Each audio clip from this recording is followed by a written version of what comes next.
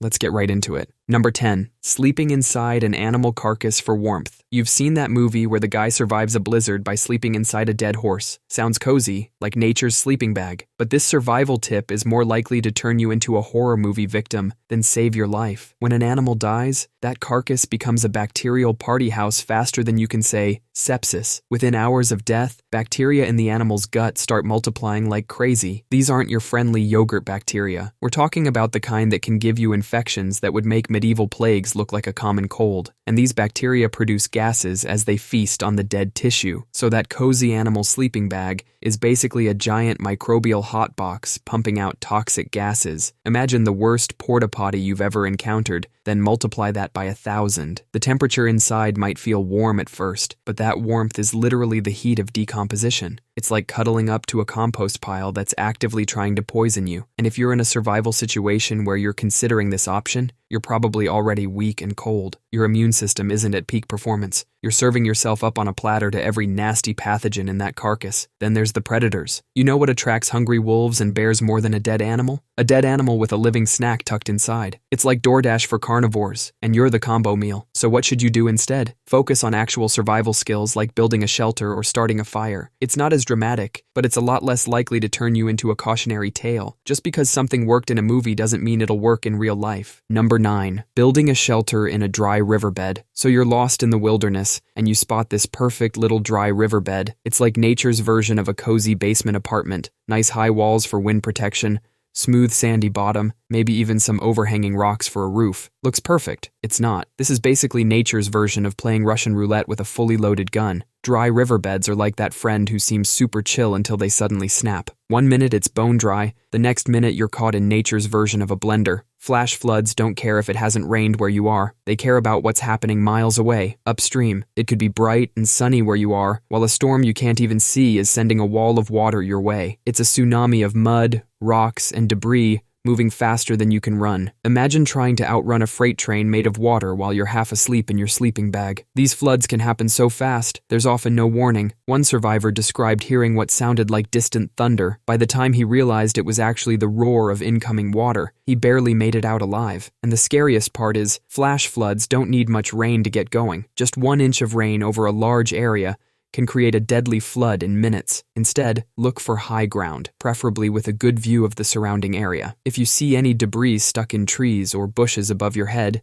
that means water gets that high sometimes. Mother Nature doesn't care how tired you are or how perfect that riverbed looks. She's got a twisted sense of humor, and flash floods are her favorite prank. Only this prank ends with you becoming part of the local geology. Number 8. Punching through ice. So you've fallen through the ice. Your first instinct is probably to start punching your way out like you're in a Rocky movie. Bad idea. Really bad idea. Punching ice is like trying to fight a brick wall. The wall's gonna win, and you're just gonna end up with broken knuckles and hypothermia. When you fall into freezing water, you've got about 10 minutes before your muscles stop working. That's assuming you don't go into cold shock first, which makes you gasp and hyperventilate, like you just saw your browsing history displayed on the family TV. These movie-inspired ice punchers waste precious minutes trying to be the next Muhammad Ali against a sheet of frozen water. Turn toward the direction you came from. That ice held you before, so it's probably your best bet. Get horizontal in the water, like you're trying to do the world's coldest backstroke. Kick your legs like you're trying to win a swimming competition. This gets you parallel to the surface. Then, pull yourself onto the ice using your forearms, kind of like a seal. You want to distribute your weight as much as possible.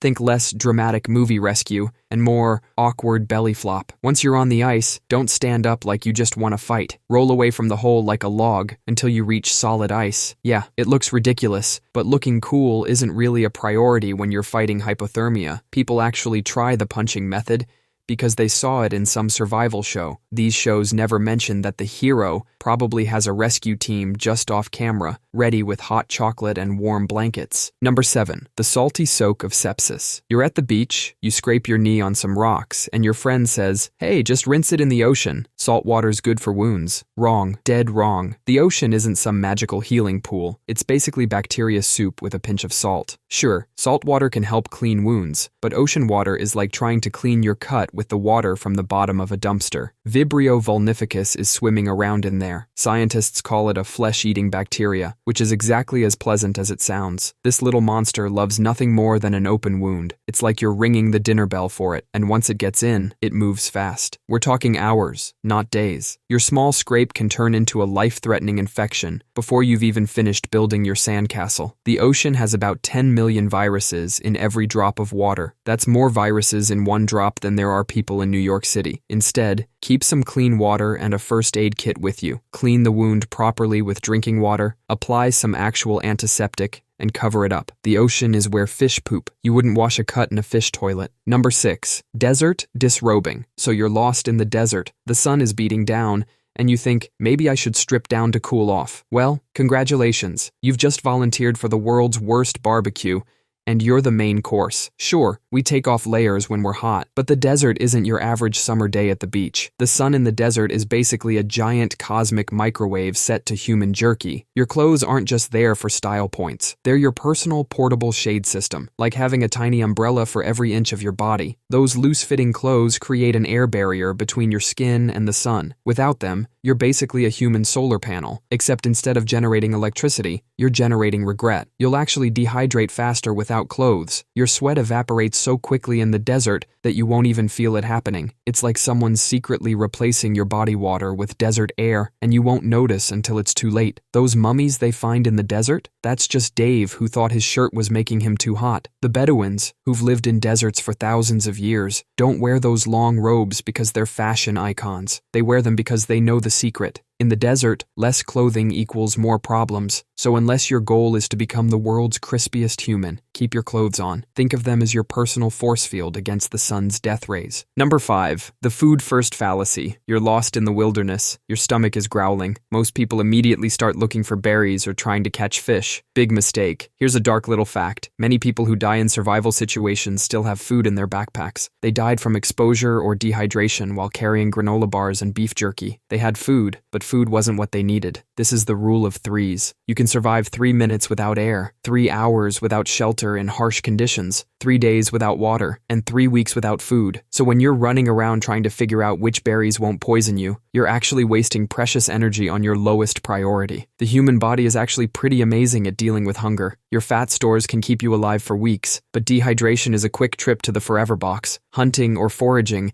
actually makes you lose more water through sweat and exertion. So while you're out there playing wilderness chef, you're actually speeding up your dehydration. And when you're dehydrated, your body starts shutting down its ability to digest food properly anyway. So even if you do catch that rabbit, your body won't be able to use the nutrients effectively. The real priorities are shelter if conditions are harsh, water, signaling for help, then, and only then, food. Number 4. You can only get hypothermia in freezing weather. So you're out hiking on a cool spring day. It's about 50 degrees Fahrenheit, not exactly Arctic conditions. You think you're safe from hypothermia. That couldn't be more wrong. People have died from hypothermia while swimming in 60-degree water. Your body is like a stubborn thermostat stuck at 98.6 degrees, and it's really picky about maintaining that temperature. When you get wet, your body loses heat 25 times faster than in dry conditions. Add some wind to that equation, and you've got yourself a recipe for disaster. It's called the wind-chill effect, but I like to call it nature's evil air conditioning. Let's say you're hiking, you get a bit sweaty, and then it starts drizzling. The temperature is a mild 55 degrees, but there's a decent breeze. Your wet clothes are now basically a personal cooling system you never asked for. Your body starts losing heat faster than a dropped ice cream cone melts in summer. First, you start shivering. That's your body's way of saying, hey, something's not right here. Then your judgment gets cloudy. You might even start feeling warm and cozy. That's when you're in real trouble. Some hikers have been found dead with their clothes off because hypothermia made them feel hot. They stripped down while freezing to death. It's called paradoxical undressing, and it's your body's final act of defiance against logic.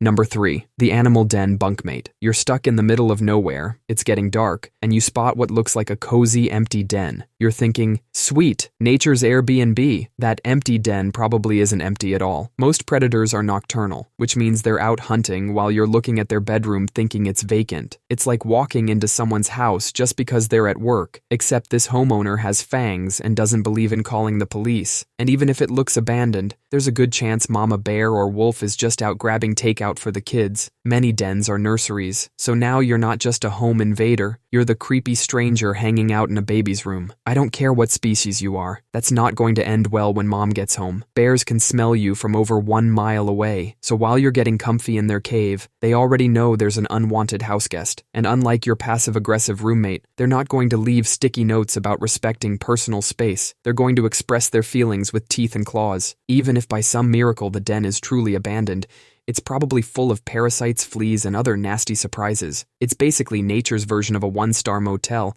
except the bedbugs are the size of your thumb. Instead, build your own shelter. Yes, it's more work than squatting in a bear's cave, but it comes with the added bonus of not becoming dinner. Number 2, just boil it. So you're lost in the wilderness and you find some water. Your friend says, "Don't worry, just boil it and it'll be fine." Well, that friend just volunteered you for a really bad time. Here's the thing about boiling water. It's like using hand sanitizer on a rusty nail. Sure, you killed the germs, but you've still got a bigger problem. Boiling will kill bacteria and viruses. That part is true. But there are way scarier things in water that don't care about the heat. Think heavy metals, industrial chemicals, and pesticides. These bad boys laugh at your little campfire. Let's say you're downstream from an old factory. That water could have enough mercury in it to make a thermometer jealous. Boil it all you want. That mercury is staying put, just waiting to give you a really bad day. Or maybe you're near a farm. Those pesticides that keep the crops bug-free are now floating in that stream. In some places, there's enough arsenic naturally in the groundwater to unalive an entire medieval royal family. Boiling actually makes it worse. As the water evaporates, the contaminants get more concentrated. It's like making arsenic tea. You need actual water filtration, charcoal, reverse osmosis, or those fancy survival filters. Or better yet, pack enough water and don't drink from suspicious sources, because just boil it might be the last survival tip you ever follow. Number 1, the lightning victim shock myth. You're out hiking and suddenly someone gets struck by lightning. Your first thought might be, I better wait a few minutes before touching them, or I'll get zapped too. Congratulations. That hesitation just cost someone their life. Lightning victims don't store electricity like some kind of human battery. The electricity from lightning passes through in microseconds. It's like when your younger sibling runs across the carpet to shock you. Once they zap you, they can't do it again without another run.